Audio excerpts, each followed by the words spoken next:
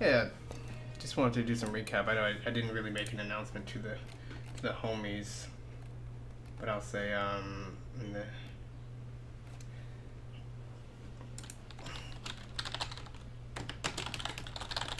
talking about the history of VO before making my announcement.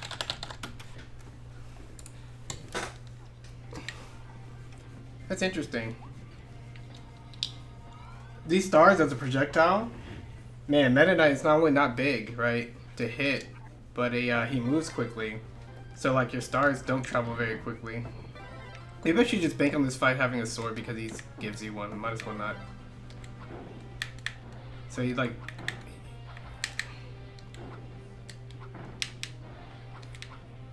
You can jump over those. I need to learn how to just jump over stuff.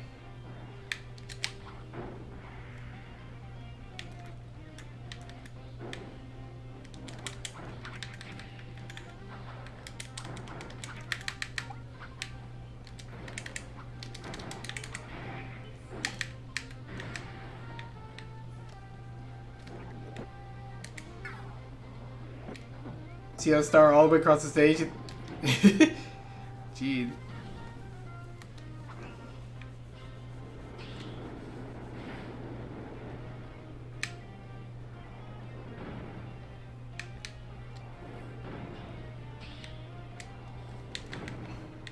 I got crushed. He does 3 volleys.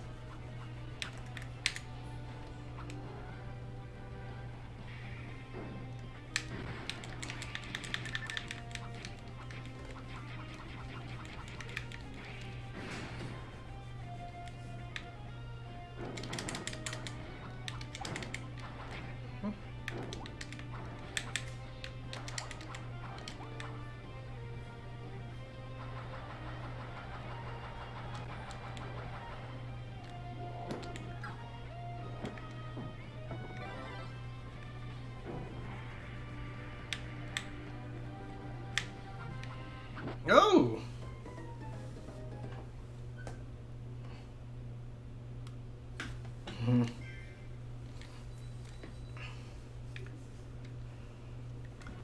I didn't mean to pay that money.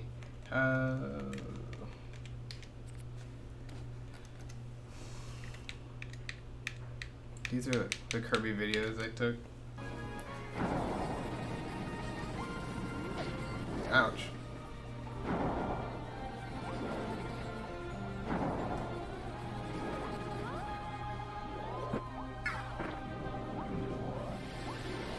Nope.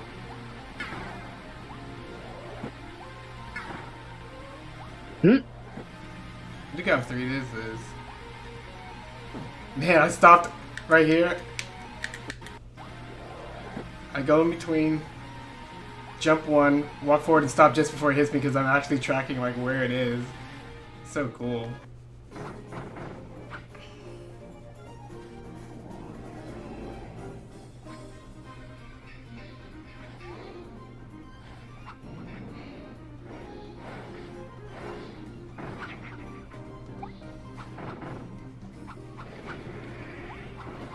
This is cool spacing.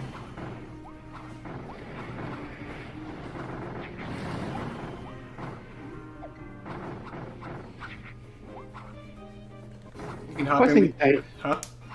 Posting dynamically making your opponent weaker by taking things from them. Always a good move. Doesn't happen too often, present. Like same thing with Barnade. Yeah, just like a Barnade. Not Barnade. Yeah, Barnade. Barnade, yeah. Kill the little pop balls, and he has less things to attack you with. Yeah, look how short Meta Knight's range is. Just like in Smash Brothers in the Smash 4 in the first patch, it, like wouldn't even reach where the swoosh looks. Wouldn't even reach where the swoosh reached. That's cool. You can like hop over it.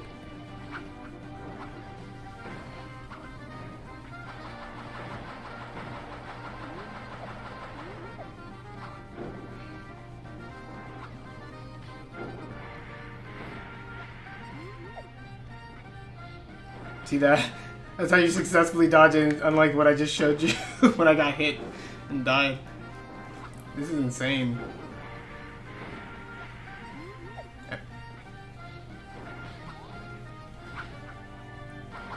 Ah. Okay. Thought you got hit because I couldn't see you because I thought I was catching every other frame of the hurt point frame, but you just teleporting. Yeah, a perfect dodge teleport. And then I cut forward to not get hit by this green thing, because if you come out of it, like, you can get hit. Yeah, it's so close. That was just so freaking close. This is me, like, throwing bombs into different spaces to try to get the mega.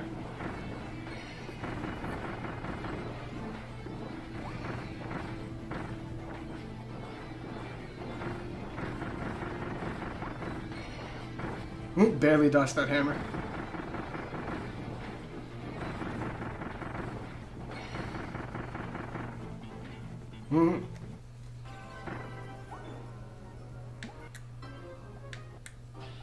Oh, this is just cool dodging fun.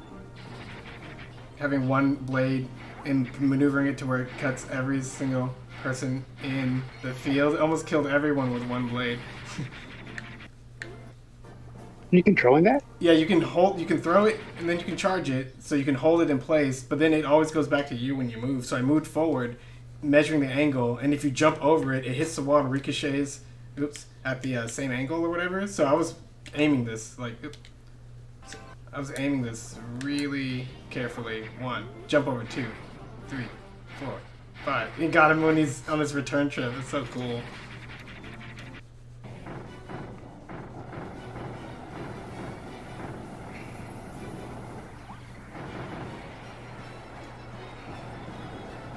Burning and setting flames on the ground where I think he's gonna be, because the flame's pretty slow.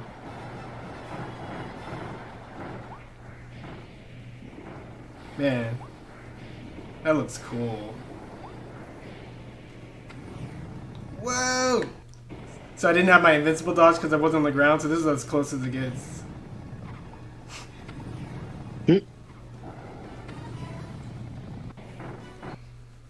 Yeah, golden fish. That's so epic. This is cool. So normally you can't hit him at all, but I knew he was going to charge at me, so I fired my things early, and then as he's flying in, you can see him get hit. And it slowed him down just a little bit. I still got... I blocked it in time. If I didn't hit him with those incoming shots, he would have stabbed me. I barely got this one frame block off. It looked like I didn't even get it off, but I got it.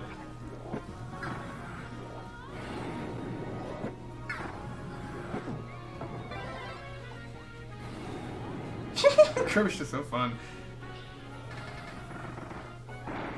Yeah, it was cool.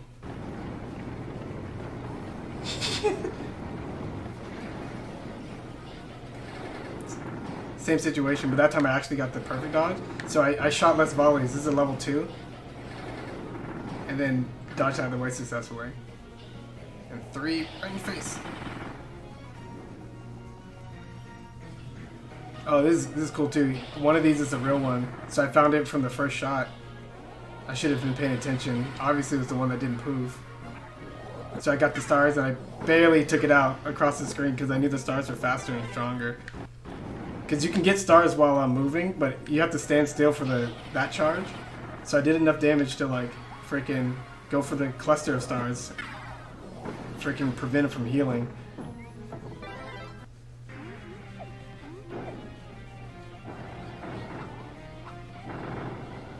Yeah, this looks so cool.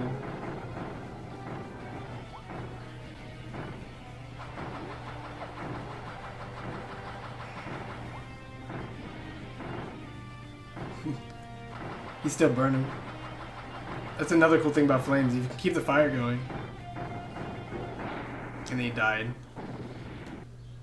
There's just so many fun things about this freaking game.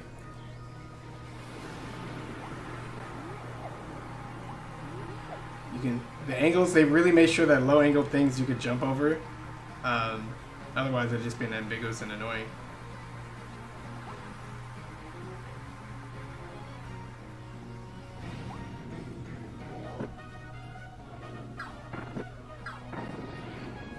Yeah.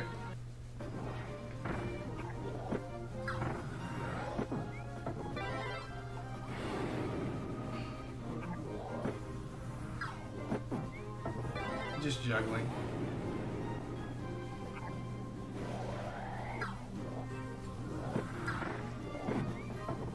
See how you have like a perfect frame? As long as you get the animation where you're getting the powers, you can dodge out of it on frame 1.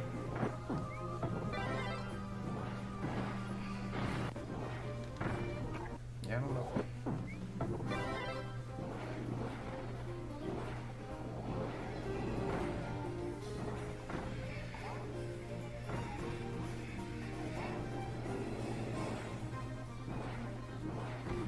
Yeah, I didn't. So I threw that last one too early, and it popped the one in back, and it busted the whole chain. So I have to be careful. So I'm throwing bombs in between dodges.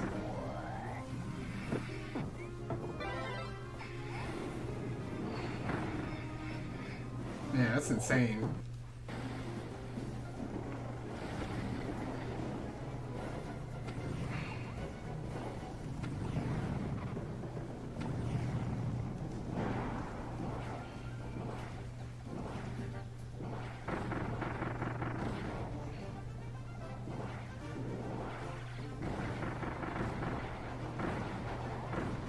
I start throwing him in front of him.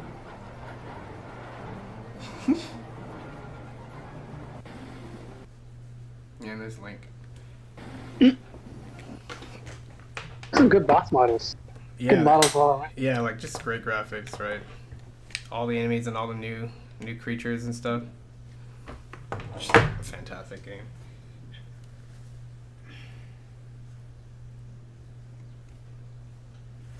Cool. So let's just get cut to the point, to the chase point. Let me see what left monitor looks like. Oh, the huge monitor.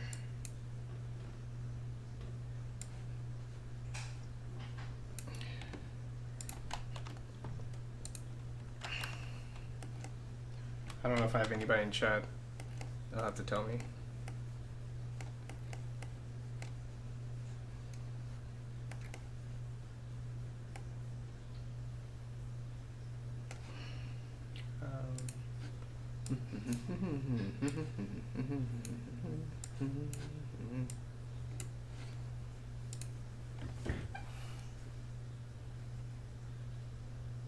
Okay, webcam.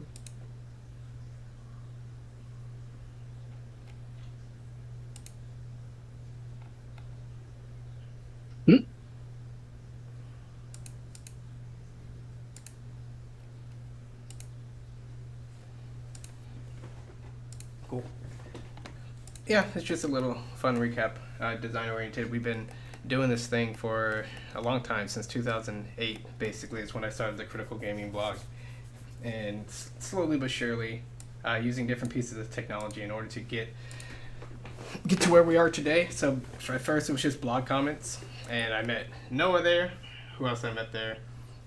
A lot of people like that. I got the toaster avatar, Noah, Sasso, Barbari Ball, and I think even Bleach popped in somewhere when the blog was still going. Yeah, lots of people kind of popped in there, and then I wrote for many years, stopped writing around here, Final Critical Gaming Post 2013, April, and then from there we just started to do meetings. So it's Game Design 101 Saturday morning group. I don't even remember how long we kept that up. I might have to check like some emails and stuff, but we did it for many Saturdays, waking up early, at least for the West Coast people. They had to wake up pretty early. They're just picking a topic and talking about it, and that's when we started using Google Hangout for a lot of communication. So like Fernando Martinez, Noah, Steve, the Sonic, Jared Hester, Daniel Johnson, were all people that were regular hanger-outers. We launched the original one, Smash.net, in 2014. Huh. This says 15. I need to move this one down.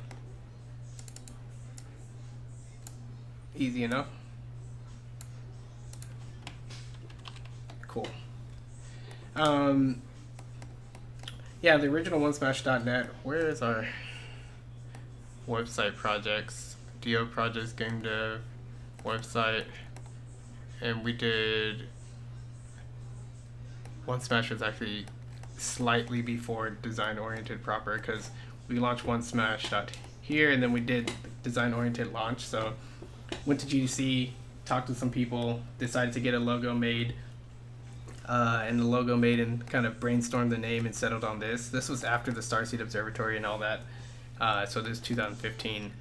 And for the next GDC, you know, even having real life physical meetups with design oriented branding and stuff like that. We created the Discord in 2016, so that's 6 years ago. Jeez, we've been just right here parked at the Discord for 6 years. Pretty close to when Discord kind of got popular. Then we launched the DO wheel, the design wheel, at the end of 2016. So it's just building community and finding a stable home at that point.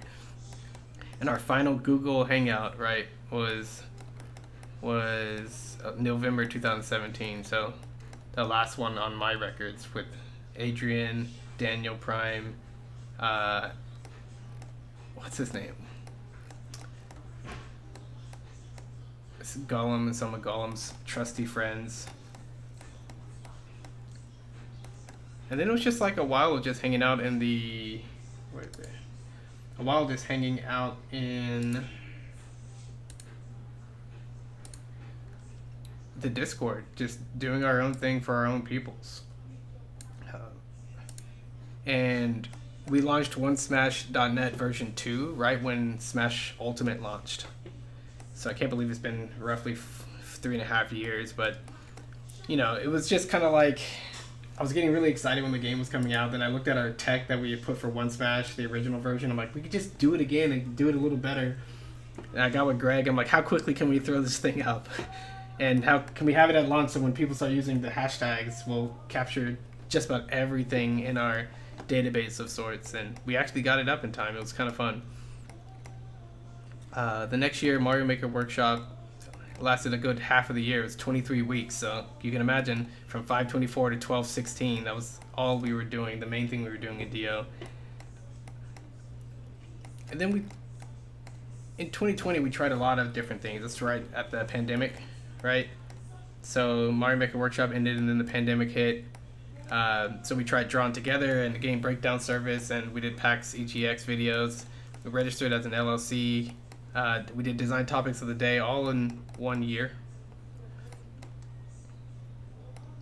Then we started to push the more business aspects of the company, right? Trying to figure out what we can do, what kind of games we can make, what products we can make, where we can market, and had a lot of discussions, tried some things, did some volunteer work, created some pitches and things, and it kind of all rolls over into 2022, grabbing patents, reopening old projects, submitting things, and ultimately ending with Marcus taking over design oriented.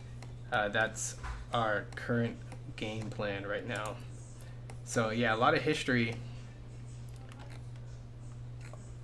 We used to have like a core group of members we called Studio, people with the intent on working together to build some kind of game studio, right? Just really like that pun. And at one point we were looking into making game design courses using Thinkific online. But yeah, some of the major things we did as a community are all kind of represented right here. Lots of different things, from the workshop to Drawn Together. Drawn Together was a lot of fun. And we did a bunch of Glide apps, experimenting with making different apps for different functionalities. So we even had one where we built our own vocab list in Japanese, and then you're able to add notes to any of the entries, and when you do, it shares it with everyone in the community, and people can add images to the entry in order to help create mnemonics that people can visualize. And you can hit a button to shuffle it, and it'll pull up a random either kanji, and you have to kind of remember the vocab, or maybe the Japanese, and you have to remember the English. And we even had some weird experimental features where you can paste in a URL or a bunch of text, and it takes every word that we have a matching entry for in our immediate vocab list and replaces it. So grammatically it's a mess, but it's still an interesting exercise. A few months ago, Boku overheard a conversation at the game design conference. Boku, in the conversation, someone presented the idea, Ano, the video gemu video gemu industry doesn't nani it des. It doesn't know nani it des doesn't know what it is, right? So it's just a way to kind of almost read the internet and like read your current content, but do it in a way that lets you refresh on the stuff you're trying to learn. And we had some stats built into it, so that was a pretty substantial app that we played around with. A lot of fun. We also threw together a Mario Maker Workshop little app for the course, just experimenting with different ways of delivering the content we had completed to an audience. We have like best practices in Jeopardy, and we experimented with a design glossary and the Craigslist. The Craigslist was fun, so I really do wish we kept this going. We have a lot of conversations here in the voice channel every day, right? And when cool things are said, you know, we used to have to get in the habit of like, where's Craig? Get in here, Craig. And all of our core meetings, all of our studio meeting people we would always remember to put Craig on so that other people can catch up. So we have some meetings which are just us talking about DO, but then we also had just random conversations, right? New app ideas, language in the current games industry, different guests and different people. And we would have Craig, which is a Discord bot, record it, and we had Hayden export that to something else and then process that and put it in a Google Drive folder, and the Google Drive folder automatically kicking the link into the spreadsheet, and the spreadsheet feeding this app, Glide app. But, you know, after all that, which is still on my phone, you can listen to podcasts. You can listen to our old conversations, just natural, off the cuff, no production whatsoever. Conversations that are just like the backbone, the background noise of DO, which is just conversation and community. So that was cool. This app was just internal, so like I even have it like right here. You can probably kind of see it. You can kind of probably see it, but there's like a little app, and we had little thumbnail pictures for the topics, like FLCL, like that. But it was a lot of fun. It was a way to be a little bit more asynchronous, which we needed, but in a way to let people keep up and catch up. But yeah, Glide was a free service in terms of testing small ideas, so we used it for a bunch of different things. The design topic of the day, I think, was a success, right? We have a design topic of the week playlist in our YouTube channel, and whenever we did the recaps from the week, which had a theme, we would recap all the answers and topics and kind of do it all in one video to provide some feedback and correction where needed, but really just to extend the topic and brainstorm a bit. And Bleach was supplying us with nice thumbnails, nice UI for that.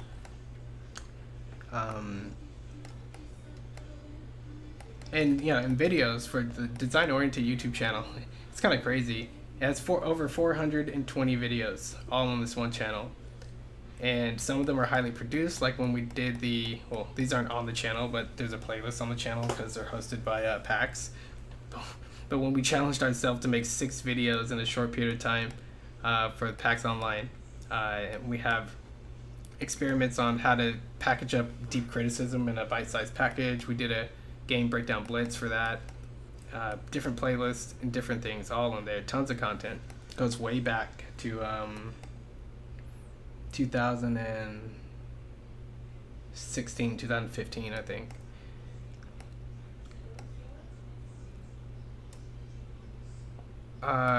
Communal learning was something that we realized we do community and we learn and we brainstorm differently than other people, so we kind of condensed it all into this new learning model called communal learning. And then we've tried many experiments testing what it is and how it might work. The Mario Maker Workshop's communal learning, drawn together. It's in the title, drawn together, and drawing together is all about community and coming together and helping each other out. And that's pretty much how we try to run every single thing we do here. But some experiments included a Zettelkasten out of Enlightened Notes. People who played the game, I arranged their notes in something of a Zettelkasten to see if that structure would help. We had some things on the horizon that we didn't quite get a chance to do. We did a whole thing with Tony where we mapped out his Fantasy Strike strategies in this cool program that Crikey made us. and I wonder if I can just click on it. Probably can, but and you zoom in, and I painstakingly took a picture of every single scenario, so that he would have a nice clear image, and you can kind of work your way through the strategy.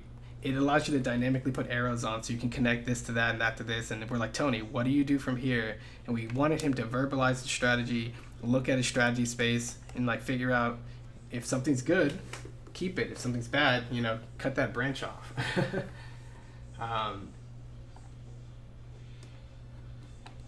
Yeah, I didn't even realize the Twitch chat was on there, but yeah, so it's not covering stuff up.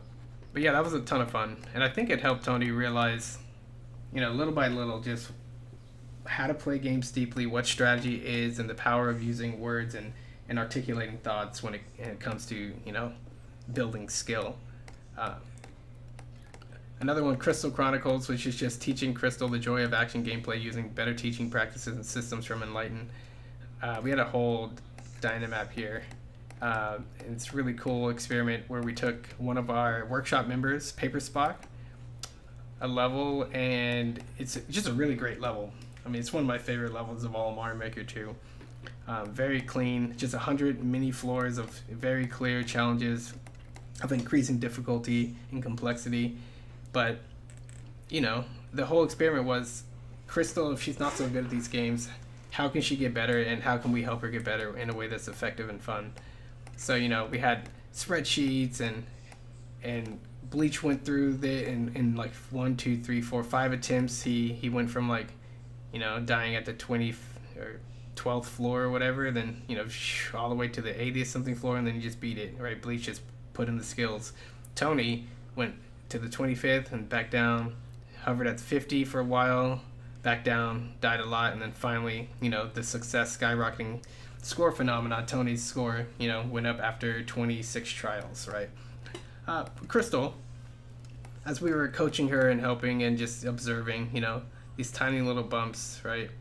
And these tiny little, you can almost see the conceptual hurdles where if each floor represents a certain technique of platforming and jumping or whatever, where there's like a stopping point, and then like success, breaking free of that, and now the new kind of stopping points up here. We only did so many trials, we only had so much time, but Crystal was a great sport, and playing along and being able to see her progress like jump up like that was pretty neat. So yeah, there was a lot going on there, but it was a lot of fun. Just one of the many things we've tried before.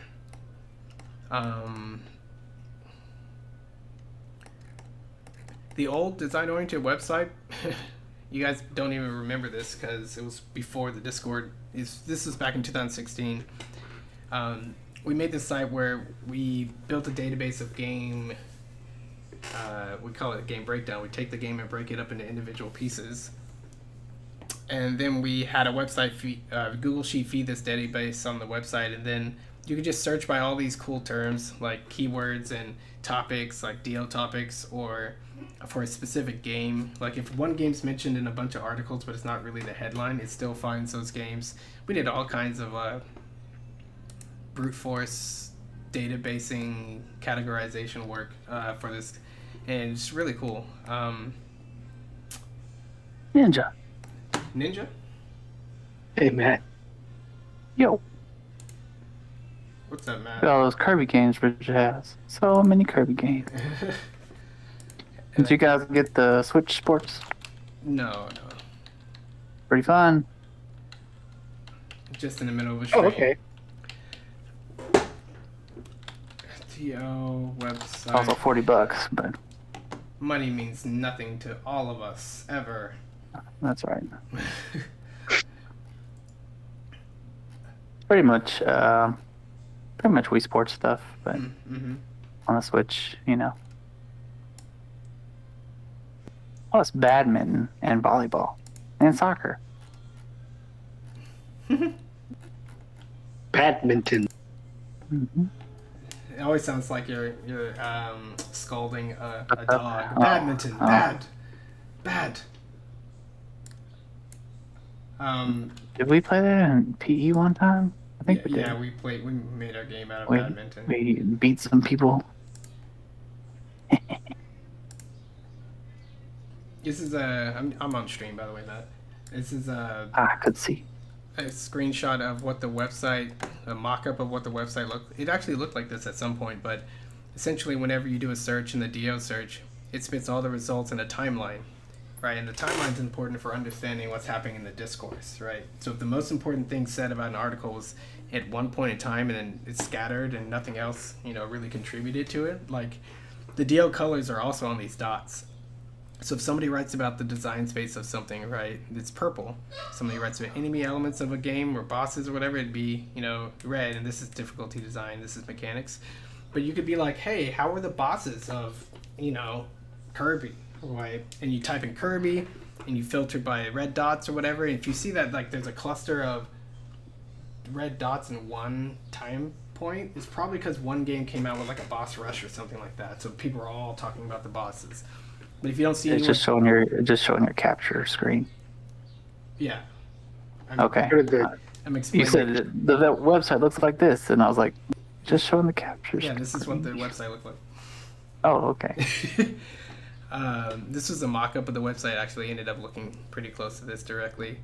But that was the whole idea with the timeline, to allow people to see information over time, to understand either what's been said, what hasn't been said, or potentially why. Put information in context. So we actually got that feature working, but then when we brought over the DL search to the new domain, because it was on vgthought.com, search maybe. Then we had to move it over to the DL domain that I bought after I got going. Alt search design. Oh. It's still broken. Yeah. This is so he unhooked it from the spreadsheet on his domain, but it had the timeline, the advanced search, and the statistics too. So you can see which entries were articles, which entries were individual game like snippets, who are the latest critics talking about it, and what's the total word count for whatever you specified. So it's really cool. So the site's still up. I think you go to designoriented.net/search. You can still use it based on all those things we indexed before, but it's absolutely not current. Absolutely not. Right, timeline's still broken, unfortunately, and statistics are also, or not really broken, but if I type in Kirby,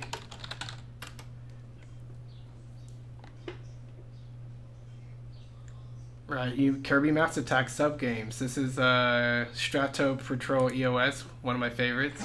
And look, you can play it right in the browser. Like, oh, this is neat. Oh, play the video. Yeah, not the game. Look, pirating. Oh, no. But that was cool. We really wanted people to think about games and basically with lateral thinking instead of vertical, I guess.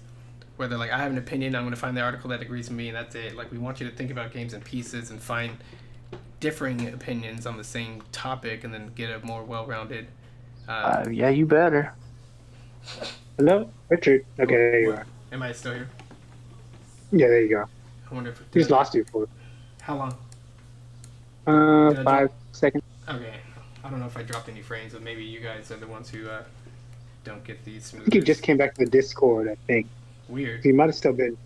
Because I'm not listening to you through the stream. Okay. The stream says... Looks like it was consistent. Yeah, no drop frames. All right. Yeah, so this website was a cool project. So when we talk about like design details and deep diving, like we absolutely did it manually. We used all this data to look at all the blog posts and all the articles on games that we could find, so we could get an accurate sense of what's being said and who. And for example, if you don't want Kirby Kid to come up in the results, you need to refine it to say game. And then the Kirby game is the only thing that it results, right? I'm in your skin, using your moves, design oriented. This is just like machine learning extracted summaries. Having that extra health bar can significantly improve your chances of beating the game. This adds a whole new dimension of gameplay. Just talking about different games, and these are the people involved in it. And these are, yeah. I wonder what Feminist Frequency says about Kirby. Kirby series, apparently. Yeah, see, that's what's interesting about it. That is what it was supposed to do for people. Because otherwise, they're just either videos are all about one topic or it's just too hard to find information. But that's kind of like an internet problem we tried to solve. But yeah, the website was cool. We developed a whole bunch of tools like the DO wheel, which you should be familiar with, and the 2 spreadsheet glossaries that accompany it. Firecakes worked on a control recorder that I tested, where it records your inputs into your PC, and then you can hit a button to have it play back at the same sort of frequency or rate. And I did a long combo in Tough Love Arena and took it online and used it. It was really fun. The concept of a design journal, I encourage all designers to keep up with the stuff they play and what they think, so that was a spreadsheet for people to use. We experimented a lot with data visualization and circles. I mean, I'm obviously obsessed with circles, so I'll put them in everything, but we tried it in the star chart style with dynamic ways of representing information. You can hover over things and get kind of like a detail panel of what you hovered over, because we had spreadsheets of this stuff. And this was another project, an FLCL Learn Japanese study project that we did. I don't even think I have those narrative projects in here somewhere. Oops. Lots of narrative things. Synapse. And Greg was some of the early prototyping for the ability to put notes onto images and the ability to put notes on specific parts of video. We used that a few times. Yeah, game breakdown service. We did about 6 times. 1, 2, 3, 4, 5, 6, 7 times, which is great. And they all have Twitch streams, and they're all public, and they were all a lot of fun. So, and then the final thing is just game dev. All the game projects we kind of created underneath the banner of Design Oriented. Enlighten's one of them. I have a whole Dynamap of narrative experiments that we did that include things like Simpsons, Kisho Tenketsu, and FLCL things, and we broke down Onward, the Disney Pixar film, for another thing. I also did a Dynamap of Luca, like all kinds of things in there.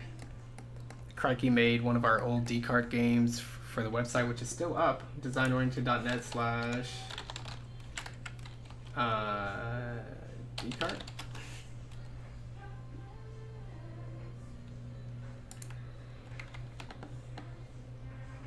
Yeah. So I can just add that.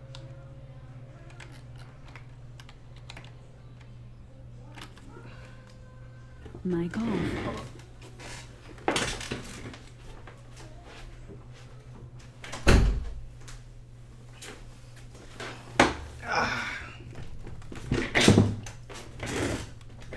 Yeah, so designoriented.net / Descartes. It's an old BES game we did when I was still on the blog. Marks and I made these skill testing games, and we tried to recreate it so it would be more accessible and online. And Crikey did some cool stuff here with some features. And Crikey also made this level editor for Metroid using the continuity sliding panel system, which is really cool. Crikey also made this URL-based instant customizable platformer experiment that Marcus made some stuff in Dreams. Harper's made some stuff in Unity. Marcus made some stuff in Dreams again. We brainstormed a game design concept, which was cool. We popped in the screenshots, scribbled on it using DO colors, right? Bleach concepted out some dudes, some avatars. We experimented on like. No, we lost him again. You Good try. Huh? My golf. Oh, my mic was muted, but at least the stream mic is using the other mic. You hear me now? Yeah. Okay. Yeah, we experimented with this idea called Dig It. And it was like, what if we... How did it all start?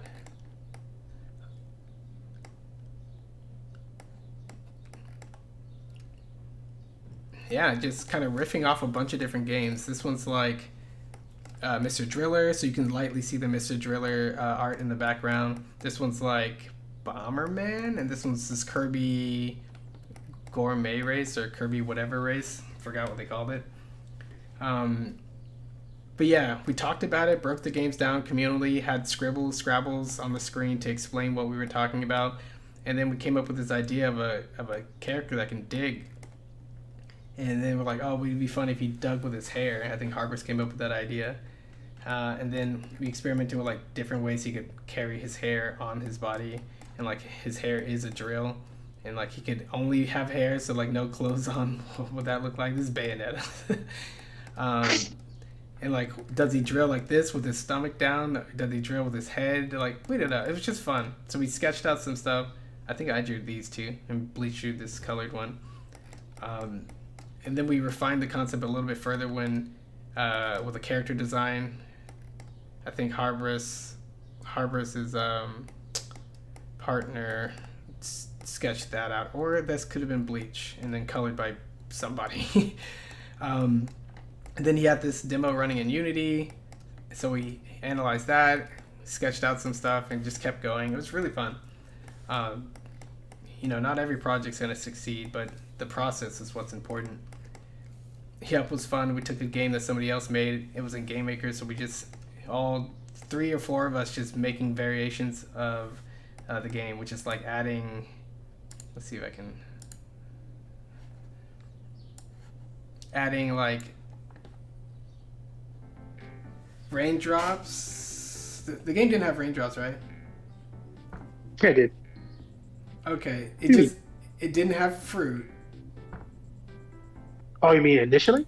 Yeah, yeah. Okay. Correct. Yeah, the game initially was a bird that auto jumps, and then spiky cones came by. So we had like a game breakdown session where we played the game, and we had like multiple people all streaming it simultaneously. And then we're like, well, what do you find frustrating? What do you like? Okay, let's brainstorm that and take it into a whole scattershot development thing. And that's what this was. And we came up with a lot of different variants. I couldn't figure out a nice way to present it all, right? Ideally, I would like to have, like, you can watch the original game or a mini documentary on it, and then if you want to try each variant, you click on it, and then you can just play it in this window over here, and maybe even, vote on which ones you like. But, yeah, at least we made something and it was playable. Similar with Dive It. Dive It was a game inspired directly by the Kirby game, which is right here. Sketched out some ideas. Crikey helped in Godot knock out this primitive version of it.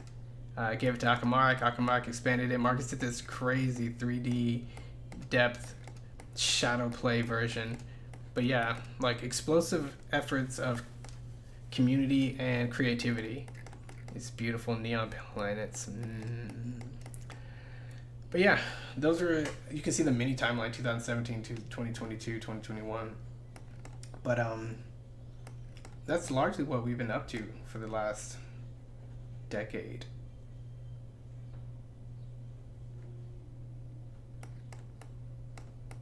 No records. No records for anybody. So yeah, if anybody had any questions in the chat, no. But yeah, it's been a fun ride. Lots of people came in. Lots of people learned things. Lots of people left and did their own things for lots of reasons. Half the time I just pissed people off, which is, just learning hurdles, right? Learning how to talk to people and build communities and do so online was incredibly difficult. People have such low committal and they bring so many like issues and attitude and histories that are complex, but then they also like can disappear and ghost on you in a second and never be back. So dealing with that, trying to set up an environment where people can learn and come back and not feel embarrassed or whatever, and challenge them to do better, right, than the internet. A lot of times when people popped in, they would bring the outside internet in, which is obviously, right, like, that makes sense.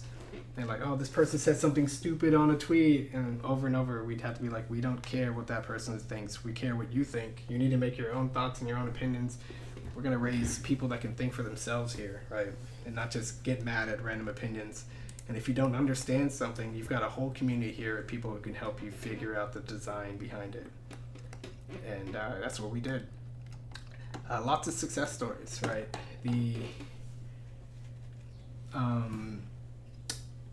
Playing Enlighten in particular, a lot of people in the Discord gave that an honest shot, and it was great watching them play my game and learn how they learned, and get their little badges of reaching enlightenment and mastery and stuff. And yeah, for the people who've gone through the gauntlet, I think they really leveled up in a significant way.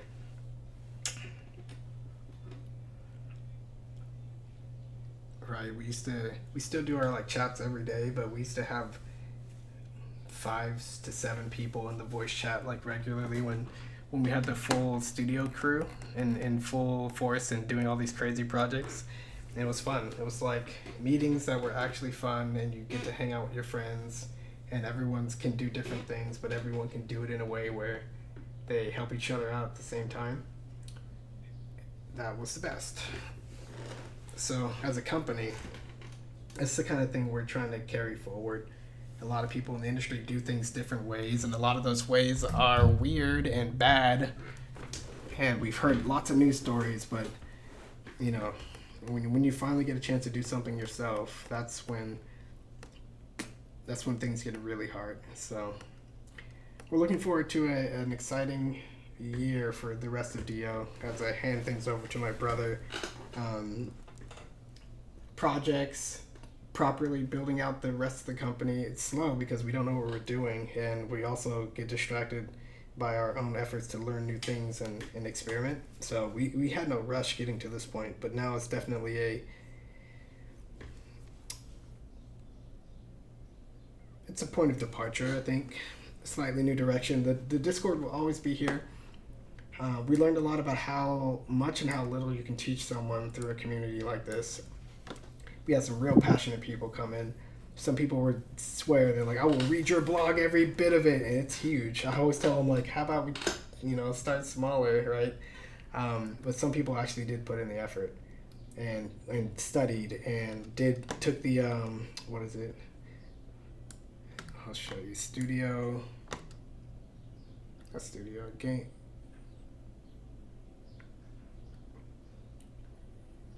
Oh yeah, I hit it. We had a channel for design topic of the day, but a lot of people took that seriously and answered every day. We still have a channel for drawing where people can put their drawing. We still have a channel. People still talk about Mario Maker stuff, and just having a space for all these things. Anything about learning, we drop it in the Enlighten channel, and I check it out and think about it, and that's a lot of fun. And we even had a Playdate channel at some point. But yeah, there are limits there's limits to what you can do without money.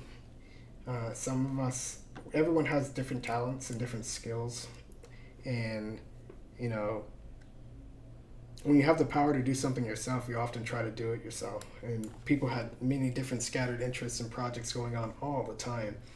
It's kind of like herding cats half the time, just trying to get people to focus on one thing. But that's why companies are different. They pay people, they have a vision, and they have an agenda, and they got metrics to measure that, and it's different than just being a part of a community. So finding out where that line was and how to manage that balance, that was why it took us so long. But I think we got something. I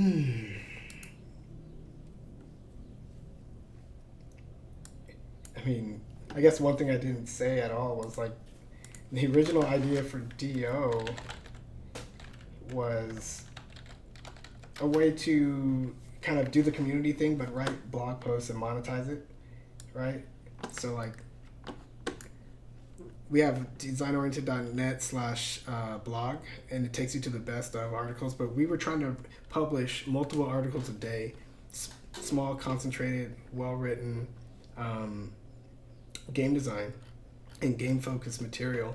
And we had different writers and contributors. We had a timeline. We had ways of proofing it in our little automated, well, not automated, but a chain of handing off the material so it could get proofread, and a way of generating images and stuff, and we were doing it for I don't know how long.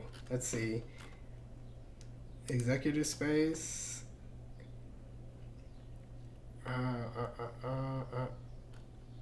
This was May 18th, 2015, and one of the first articles,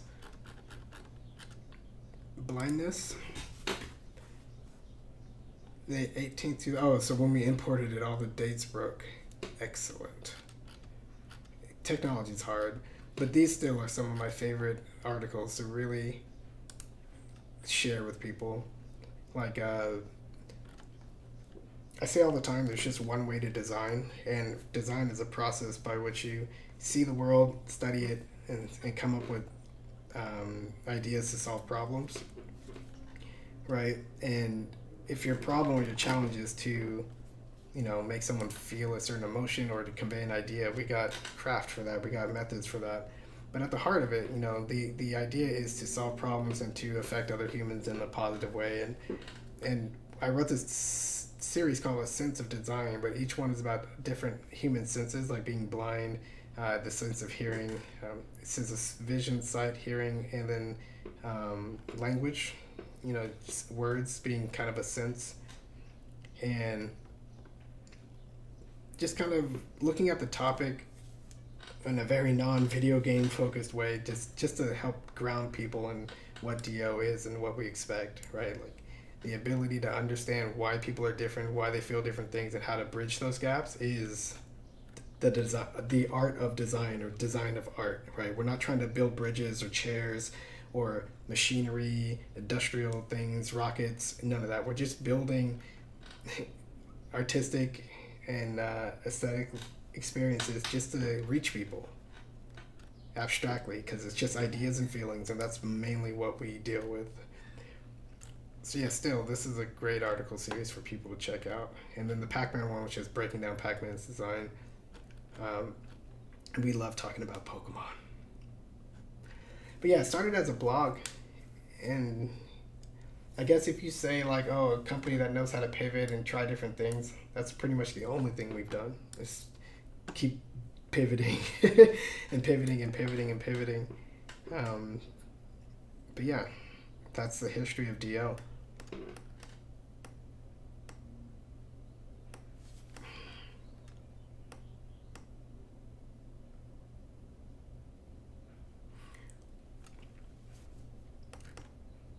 We still have plans to utterly change the world. That's something a little too much for this stream, a little too ambitious to uncover now, but definitely trying to keep everything in focus, right? The world is more than just video games and entertainment. And we've always had our thumb on the pulse of how to combine technology and game design with communication, education, community. Those have always been the things that DO has been about since the beginning. I wouldn't have written the blog if I didn't feel like communicating with other people. I could have kept it offline, right? But I wrote the blog, it was public, and it had comments, and I tended to the comments, because that's what DO has been from the start.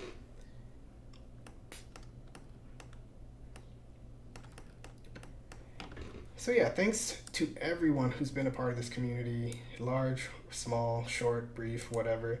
We've had some crazy people come in and stir the pot and say some things, and it's just all part of learning how to get by and improve over time. So, apologies to everyone that I personally pissed off. Not everything that I've said or done has been well within the bounds in the standards that I like to set, but they're still close enough, right?